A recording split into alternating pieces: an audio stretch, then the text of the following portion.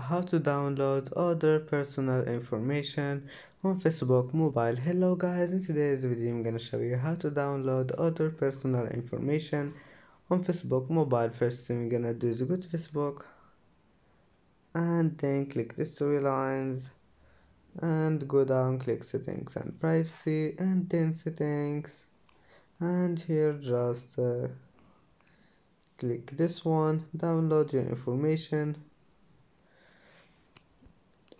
and after you click on it just click the select all and go down, select this one, other personal information, and select data range, format, media quality, and then click create file.